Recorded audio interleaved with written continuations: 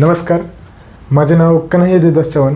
मी साई आयुर्वेदिक medical college Khandala येथून तृतीय वर्षाचा विद्यार्थी असून माझं यथार्थ आयुर्वेद म्हणून यूट्यूब चॅनल आहे आणि त्यामध्ये मी विद्यार्थ्यांना प्रथम आणि द्वितीय वर्षाच्या विद्यार्थ्यांना काही विषय शिकवत असतो.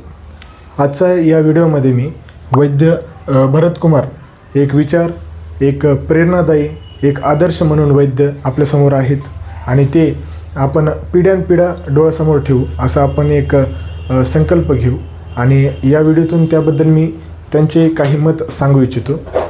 आजच्या या आधुनिक युगामध्ये वेगवेगळे कॉलेजेस, वेगवेगळे पदवी, वेगवेगळे संस्था आहेत, परंतु त्यांनी त्या काळामध्ये गुरुकुलच पद्धती का निवडली, गुरुकुलच का त्यांनी का घेतली?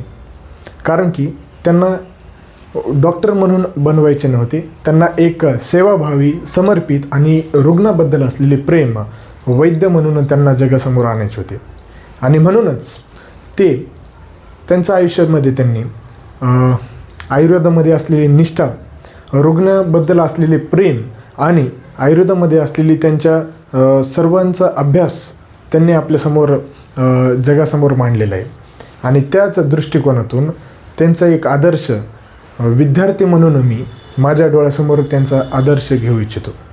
आणि त्यांच्या काळामध्ये त्यांनी रुग्णाबद्दल असलेले प्रेम, ते कधीच रुग्णाला एक रुग्ण म्हणून बघत नव्हते नाही आणि त्यासाठीच ते एक मानव म्हणून बघायचे आणि ते त्यांचा जे आयुर्वेदाबद्दल असलेलं प्रेम आहे, जे रुग्ण असायचे त्यांचं ते दुःख समजून घ्यायचे आणि त्यांचे ते सेवा करायचे. अशा पद्धतीनं ते रुग्णसेवी होते आणि त्यांच्याच जीवनामध्ये हे सर्व गोष्टी चालत राहायचे.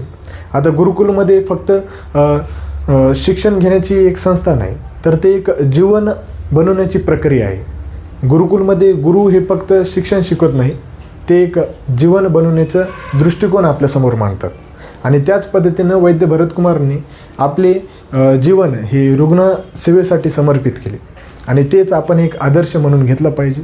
त्यांच्या रुग्ण हे गरीब किंवा श्रीमंत नाही, तर त्यांच्या मते रुग्ण हे केवळ एक मानव आहे आणि त्या मानवाची आपल्याला रुग्णापासून मुक्ती करायची, हे त्यांचे विचार होते आणि त्यांच्याच या विचारामुळे त्यांच्यामध्ये, या कार्यामध्ये त्यांच्यामध्ये खूप प्रमाणे आशीर्वाद मिळायचे आणि तेच आशीर्वाद आपण आज डोळ्यासमोर बघतो.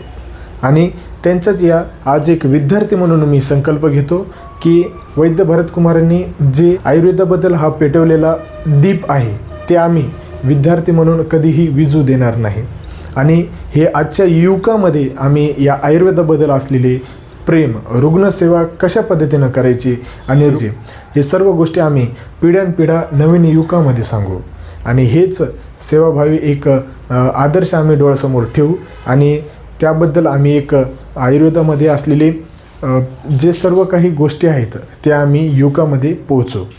ठीक आहे, धन्यवाद.